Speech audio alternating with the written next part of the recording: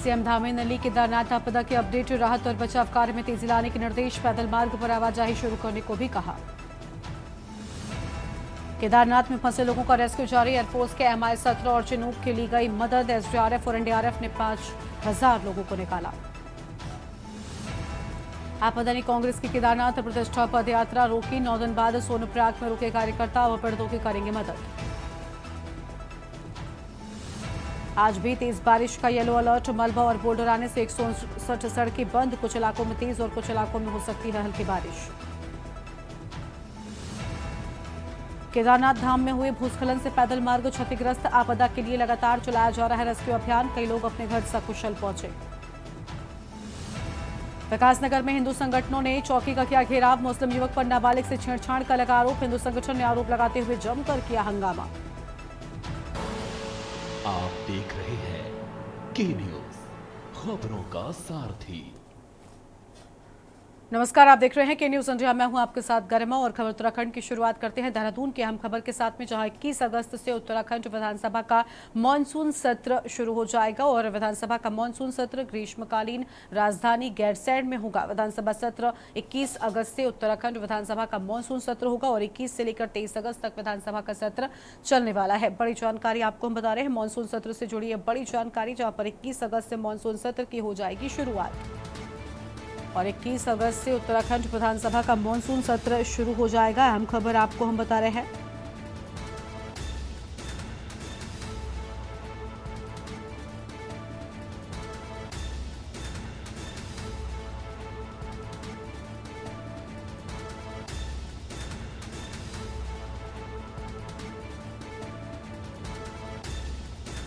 इक्कीस अगस्त से उत्तराखंड विधानसभा का मानसून सत्र हो जाएगा शुरू। बड़ी जानकारी आपको हम बता रहे हैं, 21 से 23 अगस्त तक चलेगा विधानसभा का मानसून सत्र।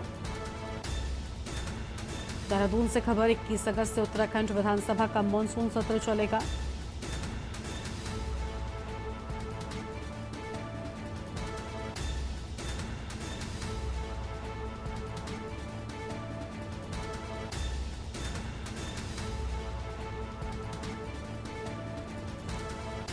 बड़ी जानकारी आपको हम बता रहे हैं।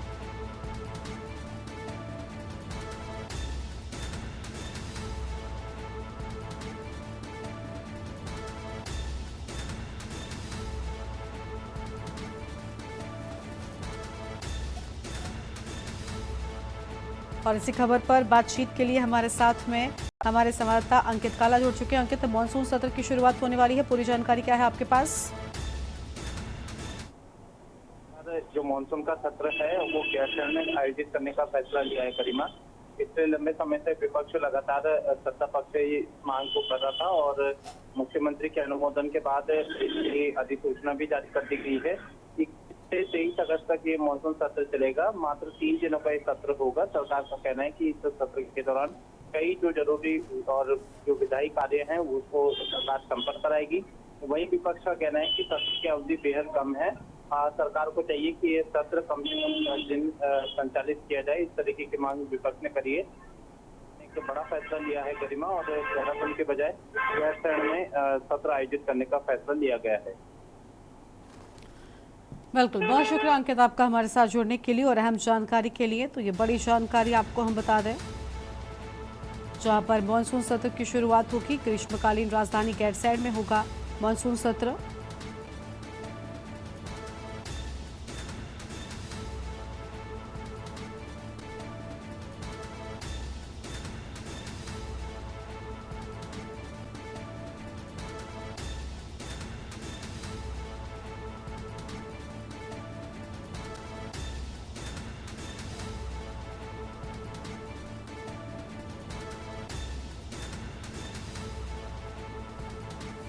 इक्कीस अगस्त से उत्तराखंड विधानसभा सत्र की शुरुआत हो जाएगी। 21 से 23 अगस्त तक चलेगा विधानसभा का मानसून सत्र। देहरादून से खबर, 21 अगस्त से उत्तराखंड विधानसभा का मानसून सत्र चलेगा। अहम खबर आपको हम बता रहे हैं और ग्रीष्मकालीन राजधानी गैरसैंण में होगा विधानसभा का सत्र।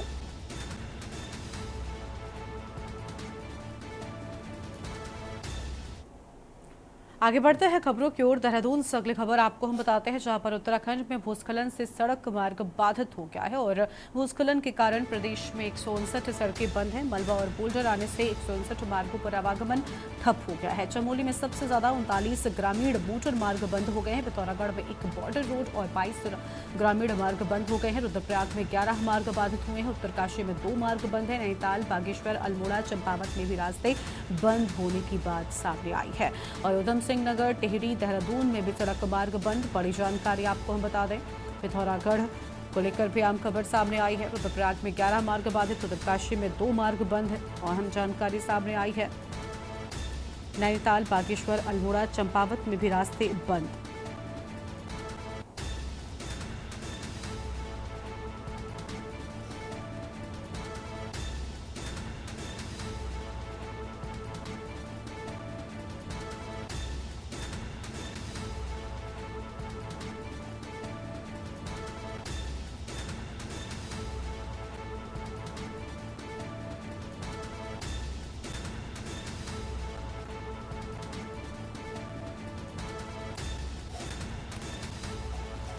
पिथौरागढ़ में एक बॉर्डर रोड और 22 ग्रामीण बसे। बड़ी खबर आपको हम बता रहे हैं।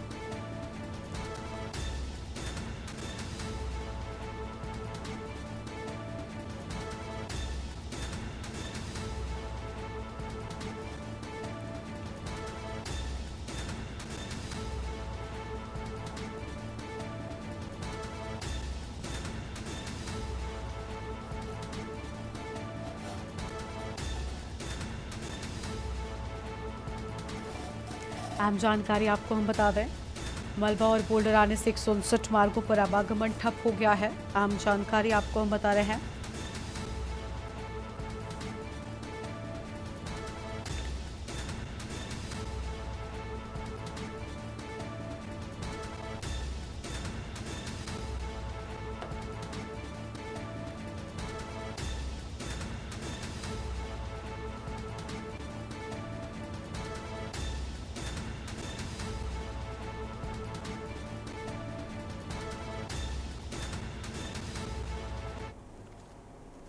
रुद्रप्रयाग पुलिस अधीक्षक डॉक्टर विशाखा अशोक भदाड़े ने जानकारी देते हुए कहा कि 31 जुलाई 2024 की रात्रि को श्री केदारनाथ धाम यात्रा पैदल मार्ग भूस्खलन के कारण पैदल मार्ग काफी स्थानों पर क्षतिग्रस्त हुआ। लगातार रेस्क्यू अभियान चलाया जा रहा है। काफी मशक्कत के बाद लोगों को निकाला भी जा रहा है। बारिश के चलते व नेटवर्क न रहने के चलते परिजनों से संपर्क हालांकि नहीं हो पा रहा था। रेस्क्यू के बाद काफी लोगों को उनके परिजनों के संपर्क में लाया गया और काफी लोग अपने घर सकुशल पहुंच गए हैं।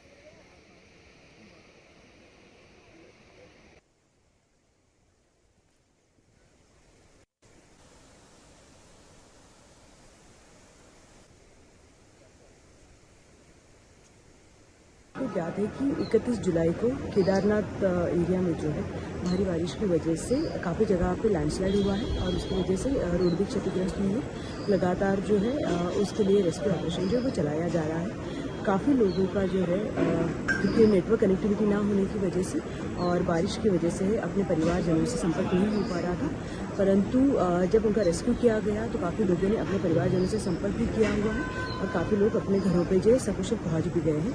कुछ जगह पे ऐसी सूचनाएं चल रही है कि काफ़ी लोग मिसिंग हैं, तो जितने भी लोगों की हमारे पास सूचना आई है वो ऑलमोस्ट सभी लोग अपने घरों पे जो है वो पहुँच गए हैं। तो किसी भी तरह की ऐसे अगर कोई भ्रामक सूचनाएं फैलाता है तो उस पर विश्वास न करें। विकासनगर शहर में फिर देर शाम तनाव की स्थिति पैदा हो गई जब हिंदूवादी संगठनों ने एक मुस्लिम युवक पर एक नाबालिग लड़की से छेड़छाड़ करने और अश्लील हरकतें करने का आरोप लगाते हुए जमकर हंगामा काटा है। जिसके चलते मौके पर पहुंचे पुलिस के अधिकारियों ने आरोपी की जल्द गिरफ्तारी का आश्वासन देते हुए आक्रोशित लोगों को शांत कराया। बता दें कि पड़ोसी की 7 साल की बच्ची को पहला फुसलाकर अपने साथ ले गया और उसके साथ छेड़छाड़ करते हुए अश्लील हरकतें की। जब हिंदू संगठनों को पता लगा तो उन्होंने आरोपी की गिरफ्तारी की और उसे सख्त से सख्त सजा दिए जाने की मांग को लेकर पर बाजार चौकी का घेराव किया। तो वहीं मामला बढ़ता देखकर अपनी टीम के साथ कोतवाल विकासनगर राजेश शाह मौके पर पहुंचे, जिन्होंने आक्रोशित लोगों को समझाने की भी कोशिश की, जिसके चलते लंबे जद्दोजहद और आरोपी की जल्द गिरफ्तारी के आश्वासन के बाद ही आक्रोशित लोगों का गुस्सा शांत हुआ।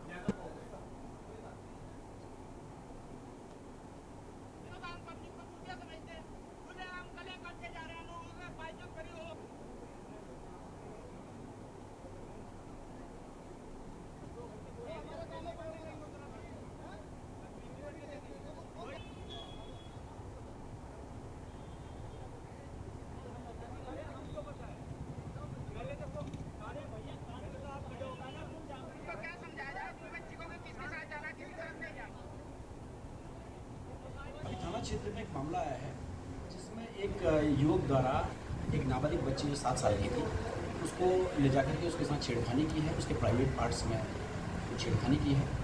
उसके परिजनों द्वारा तहरीर दी गई है जो रेप की कैटेगरी में आ रहा है। इसमें अभियोग पंजीकृत कर रेप और पॉक्सो की धाराओं में अभियोग पंजीकृत कर लिया गया है और बच्ची का मेडिकल करा के अग्रिम कार्रवाई की जा रही है। सर, जिस तरीके से बताया जा रहा है, आरोपी कब तक पकड़ लिया जाएगा, इस तरह की बातें? आरोपी की धरपकड़ के लिए अलग अलग टीमें गई हुई हैं और हम उम्मीद करते हैं कि देर रात तक हम मुलजिम को अरेस्ट करेंगे। क्या ये मामला भी 2 समुदाय से जुड़ा है? हाँ, ये अलग अलग समुदायों के इसमें जुड़े हुए हैं, इसलिए मामले की गंभीरता को देखते हुए पुलिस पूरी गंभीरता से कार्रवाई कर रही है। आगे बढ़ेंगे खबरों की ओर। अगली खबर बाजपुर के आदर्श कन्या इंटर कॉलेज की कुछ अध्यापिकाओं के अश्लील फोटो बनाकर एक व्यक्ति सोशल मीडिया पर वायरल कर रहा है, जिसकी शिकायत अध्यापिकाओं ने 5 अप्रैल को पुलिस को दी थी, लेकिन पुलिस ने मामले का संज्ञान नहीं लिया और जिससे आरोपी के हौसले और भी बुलंद हो गए और आरोपियों ने 2 अन्य अध्यापिकाओं की अश्लील फोटो बनाकर सोशल मीडिया पर डाल दी, जिससे महिला अध्यापिकाओं और प्रबंधन कमेटी में आक्रोश बना हुआ है, जिसको लेकर विद्यालय प्रबंधन कमेटी के अध्यक्ष नरेंद्र खत्री ने प्रेस वार्ता कर कहा कि सरकार के द्वारा बेटी पढ़ाओ बेटी बचाओ का नारा दिया जाता है, लेकिन महिलाएं सुरक्षित नहीं हैं।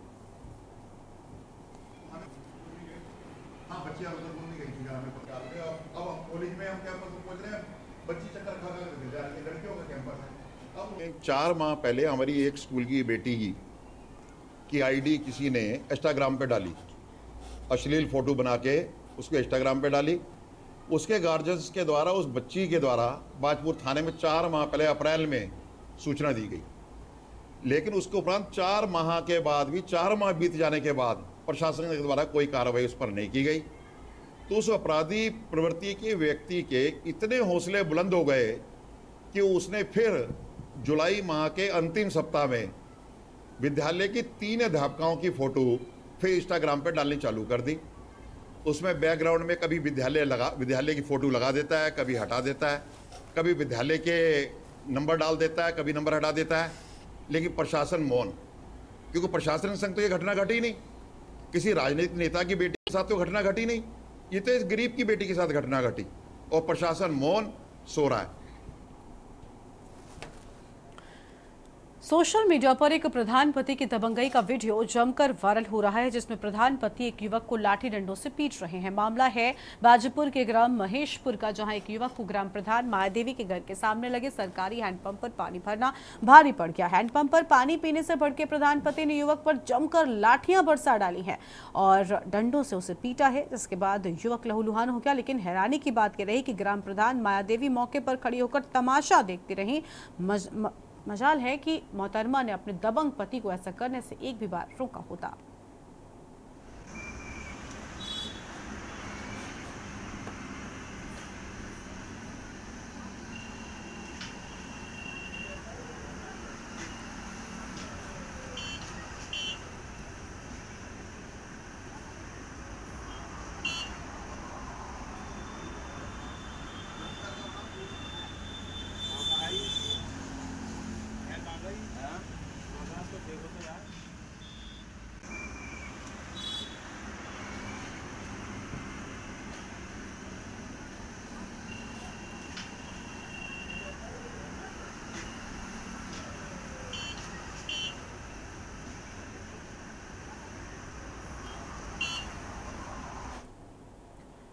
31 जुलाई 2024 की रात को श्री केदारनाथ धाम यात्रा पैदल मार्ग अतिवृष्टि के चलते हुए भूस्खलन के कारण पैदल मार्ग काफी स्थानों पर क्षतिग्रस्त हुआ है। ये रिपोर्ट देखिए।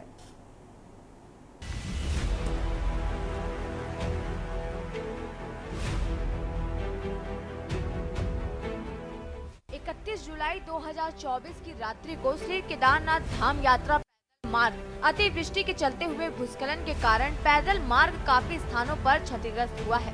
लगातार रेस्क्यू अभियान चलाया जा रहा है। काफी लोगों का बारिश के चलते व नेटवर्क न रहने के कारण उनके परिजनों से संपर्क नहीं हो पा रहा था। इनमें से रेस्क्यू के उपरांत काफी लोगों का उनके परिजनों से संपर्क हो गया है और अधिकांश लोग अपने घर पर सकुशल भी पहुंच गए हैं। पुलिस अधीक्षक ने कहा कि कतिपय माध्यमों से ऐसी भी सूचनाएं चल रही हैं। इस पूरे घटनाक्रम में बड़ी संख्या में लोग लापता हैं। उन्होंने कहा कि जितने भी लोगों की सूचना पुलिस के पास है, लगभग सभी अपने घरों को पहुंच गए हैं। किसी भी तरह से अगर कोई भ्रामक सूचनाएं फैलाता है तो उस पर विश्वास न करें। अगर आपका परिजनों से संपर्क नहीं हो रहा है तो पुलिस से जरूर संपर्क करें। 31 जुलाई को केदारनाथ एरिया में जो है भारी बारिश की वजह से काफ़ी जगह पे लैंडस्लाइड हुआ है और उसकी वजह से रोड भी क्षतिग्रस्त हुई है। लगातार जो है उसके लिए रेस्क्यू ऑपरेशन जो है वो चलाया जा रहा है। काफ़ी लोगों का जो है क्योंकि नेटवर्क कनेक्टिविटी ना होने की वजह से और बारिश की वजह से अपने परिवारजनों से संपर्क नहीं हो पा रहा था, परंतु जब उनका रेस्क्यू किया गया तो काफ़ी लोगों ने अपने परिवारजनों से संपर्क भी किया हुआ है और काफ़ी लोग अपने घरों पे जो है सकुशल पहुँच भी गए हैं। कुछ जगह पे ऐसी सूचनाएं चल रही है कि काफ़ी लोग मिसिंग हैं, तो जितने भी लोगों की हमारे पास सूचना आई है वो ऑलमोस्ट सभी लोग अपने घरों पे जो है वो पहुँच गए हैं। तो किसी भी तरह की ऐसे अगर कोई भ्रामक सूचनाएं फैलाता है तो उसमें विश्वास ना करें। अगर आपका परिवारजनों से संपर्क नहीं हो रहा है तो पुलिस से जरूर संपर्क करें। जिला प्रशासन और पुलिस प्रशासन जो है रुद्रप्रयाग में आपके सहयोग के लिए है। आप जो आपके परिवारजनों से संपर्क नहीं हो पा रहा है उसका कारण ये हो सकता है कि मौसम खराब होने की वजह से या कनेक्टिविटी ना होने की वजह से ये स्थिति बनी हुई है। किसी भी तरह की भ्रामक जिला प्रशासन व पुलिस प्रशासन रुद्रप्रयाग में आपके सहयोग के लिए है। परिवारजनों से संपर्क न हो पाने का कारण ये है कि मौसम खराब होने व नेटवर्क की समस्या के चलते ये समस्या बनी हुई है। किसी भी प्रकार की भ्रामक सूचना से बचे।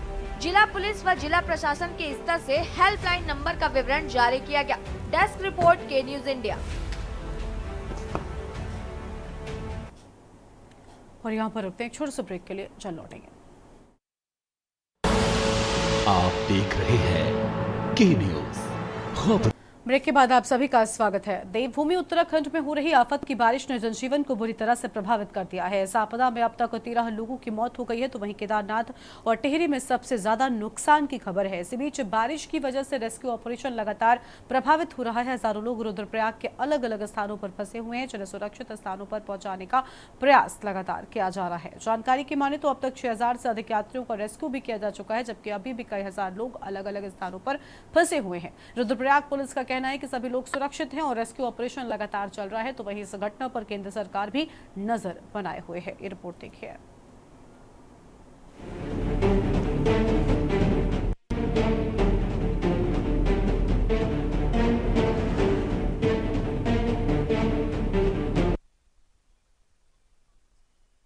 देवभूमि उत्तराखंड में आफत की बारिश ने प्रदेश को काफी नुकसान पहुंचाया है। जगह जगह बादल फटने से जान माल का काफी नुकसान हुआ है। मिली जानकारी के मुताबिक अब तक इस आपदा में 13 लोगों की जान चली गई है, जबकि कुछ लोग अभी भी लापता बताए जा रहे हैं। केदारनाथ और टिहरी में सबसे ज्यादा नुकसान की खबर है। इस बीच भारी बारिश की वजह से रेस्क्यू ऑपरेशन लगातार प्रभावित हो रहा है। हजारों लोग रुद्रप्रयाग के अलग अलग स्थानों पर फंसे हुए हैं, जिन्हें सुरक्षित स्थानों पर पहुंचाने का प्रयास लगातार किया जा रहा है। जानकारी के मुताबिक अब तक 6000 से अधिक यात्रियों का रेस्क्यू किया जा चुका है, जबकि अभी भी कई हजार लोग अलग अलग स्थानों में फंसे हुए हैं। वहीं रुद्रप्रयाग पुलिस का कहना है कि सभी लोग सुरक्षित हैं और रेस्क्यू ऑपरेशन लगातार चल रहा है। मैं पुलिस उपाधीक्षक गुप्तकाशी हर्षवर्धन से मैं आप सभी से अनुरोध करती हूँ कि जितने भी यात्री हमारे यहाँ बारिश के कारण प्रभावित है वो सभी सुरक्षित जगह में है और जगह जगह पर हमारा रेस्क्यू प्रोग्राम चल रहा है। आप देख रहे हैं लिंचोली में, भीमबली में, गौरीकुंड में, जंगल चट्टी में और सोनप्रयाग क्षेत्र में भी हमारा कंटिन्यूसली हमारा रेस्क्यू प्रोग्राम चल रहा है। जगह जगह से हमने कल भी 3-4 हज़ार के करीब यात्रियों को हमने निकाला था। आज भी हमारा ये कंटिन्यू चल रहा है प्रोग्राम और जगह जगह पर अभी भी कई जगह पर लैंडस्लाइड हो रहा है, पर हमारे सभी यात्री जो है सुरक्षित स्थानों में है, उनको फूड पैकेट्स आदि प्रोवाइड कराए जा रहे हैं। तो मैं आप सभी से अनुरोध करूंगी कि अगर आपके कोई परिचित जो आपसे जिनसे आप कांटेक्ट नहीं कर पा रहे, उनका जो आप नंबर, नाम हमारे डिस्ट्रिक्ट कंट्रोल को नोट करवाइए। हमारा जो आकस्मिक हमने जो इमरजेंसी नंबर दिया है उसमें अपना डिटेल शेयर करें और आपके सभी जितने भी यात्री हैं हम सभी सुरक्षित हैं, उनको प्रॉपर खाना मिल रहा है और किसी भी तरह की भ्रामक सूचनाएं सोशल मीडिया में प्रसारित ना करें। नेपाल के चितवन जिला से हम कल शाम को यहाँ आए। आने के बाद में गौरीकुंड से थोड़ा सा आगे गए तो बारिश होने लगा, फिर हम रुक गए। फिर बहुत भीषण बाढ़ आया। उसके बाद में हम लोग वहाँ से भागे, रात को ही भागे, ऊपर किसी तरह शरण लिया और रात भर पड़े रहे। सुबह एनडीआरएफ की टीमें आई और उन्होंने बहुत लगन से बहुत अच्छा काम किया, बहुत आदमी का अच्छा से रेस्क्यू किया। तहे दिल से उन लोगों को हम लोग धन्यवाद करते हैं। अब प्रभु का दर्शन तो नहीं हो पाया, हम लोग वहाँ से लौट आए। प्रशासन लगी हुई है, जितना बन पड़ रहा है उतना कर रही है प्रशासन। इसके लिए प्रशासन को भी बहुत बहुत धन्यवाद करते हैं हम लोग। अब यहाँ से हम लोग रास्ता अपना बंद करके फिर हम लोग बद्रीनाथ की तरफ निकल रहे हैं। के दर्शन होकर आए थे, हमारे दर्शन हो गए थे। उसके बाद बस हम गौरीकुंड पहुँच के हमने दृश्य जो देखा है ना आंखों के आगे, वो 2013 वाला याद आ गया और बड़ी मुश्किल से निकले हम। प्रशासन ने बहुत हेल्प करी है, मदद करी है, रेस्क्यू किया है और काफ़ी कम से कम 3 किलोमीटर का रेस्क्यू हुआ है और बहुत बढ़िया प्रशासन का अच्छा काम है यहाँ। आपको बता दें कि उत्तराखंड में आई दैवीय आपदा पर केंद्र भी नजर बनाए हुए है। पीएमओ कार्यालय से लगातार पल पल की अपडेट ली जा रही है। वहीं रेस्क्यू ऑपरेशन में तेजी लाने के लिए एयरफोर्स का चिनूक और MI-17 भी लगाया गया है। इन सब के बीच विपक्ष ने सरकार पर समय रहते कोई तैयारी न करने का आरोप लगाया है। इसके अलावा कांग्रेस ने मुख्यमंत्री को पहाड़ में कैंप कार्यालय लगाकर पहाड़ से कार्य करने की सलाह दी है। कांग्रेस का आरोप है कि न मंत्री और न ही अधिकारी इस दैवीय आपदा के बावजूद कार्य करने को राजी हैं। ऐसे में मुख्यमंत्री के पहाड़ में रहने से अधिकारी और नेता भी पहाड़ चढ़ेंगे और पहाड़ की परेशानियों को समझकर कार्य करेंगे। वहीं भाजपा का दावा है कि सभी कार्य सुचारू रूप से किए जा रहे हैं। निश्चित रूप से पूरा उत्तराखंड दैवीय आपदा से दहल रहा है। जगह जगह दैवीय, पूर्व से लेकर पश्चिम तक दैवीय आपदा आई है, उत्तर से लेकर दक्षिण तक आपदा है। आप हरिद्वार जनपद की देख लीजिए क्या हालत है, उधम सिंह नगर की देख लो क्या हालत है, धारचूला में आपदा है, आप देखिए मोरी में भी आपदा आई है। आप टिहरी जनपद के हाल देख रहे, रुद्रप्रयाग, उत्तरकाशी, चमोली के हालात बहुत ख़राब हैं और सरकार कतई दैवीय आपदा के प्रति संवेदनशील नहीं है। अकेले मुख्यमंत्री जी उजरे हैं, मुख्यमंत्री के कोई मंत्री साथ में नहीं है, प्रभारी मंत्रियों को कोई मतलब नहीं है, प्रभारी सचिवों के लिए आदेश निकालना पड़ रहा है कि उनके कार्यों की समीक्षा की जाएगी। ये कितनी बड़ी दुर्भाग्यपूर्ण बात है। और अच्छी बात होती मुख्यमंत्री जी इस दैवीय आपदा के समय में अगर गैरसैंण में अपना कार्यालय बनाते, पर्वतीय क्षेत्र में अपना कार्यालय बनाते, कैंप कार्यालय खोलते, वहीं बैठते, वहीं से सारी व्यवस्थाएं करते, तो मैं समझता हूँ वहाँ से काम त्वरित गति से होता। रूप से मैं कांग्रेस पार्टी को याद दिलाना चाहता हूँ कि जब 2013 की आपदा आई थी तब कांग्रेस उत्तराखंड राज्य के अंदर थी और देश के अंदर सबसे बड़ी त्रासदी थी केदारनाथ की त्रासदी। लगभग 72 घंटे तक सरकार को पता नहीं था कि क्या स्थिति है आपदा की। और आज आप देखेंगे तो हमारे प्रदेश के युवा मुख्यमंत्री पुष्कर सिंह धामी जी रात के 2 बजे जखनाली टिहरी में आपदा आती है और मुख्यमंत्री 9 और 10 बजे वहाँ पर स्पॉट पर पहुँच जाते हैं। इससे बड़ी संवेदनशीलता कुछ नहीं हो सकती है। निश्चित रूप से जिस तरह से उत्तराखंड की सरकार आपदा के बारे में संवेदनशील है, मैं कांग्रेस पार्टी को सलाह देना चाहता हूं कि वो नौटंकी न करे, उनका ध्यान केवल राजनीतिक यात्राओं पर है। इस समय जब प्रदेश में लोगों की जान जा रही है। कुल मिलाकर उत्तराखंड में आई इस दैवीय आपदा ने एक बार फिर 2013 की केदारनाथ त्रासदी की याद दिला दी है। इस बीच राज्य में आपदा के मुद्दे पर सियासत गर्मा गई है। कांग्रेस ने एक और जहां पहले से कोई तैयारी न करने का आरोप लगाया है, तो वहीं मुख्यमंत्री से पहाड़ से सरकार चलाने की भी मांग की है। ऐसे में देखना होगा कि क्या मुख्यमंत्री विपक्ष की सलाह को मानेंगे या नहीं। Uttarakhand desk report. और उत्तराखंड की खबरों में फिलहाल इतना ही। तमाम बड़ी खबरों के लिए आप देखते रहिए न्यूज़ इंडिया। नमस्कार। आप देख रहे हैं के न्यूज़, खबरों का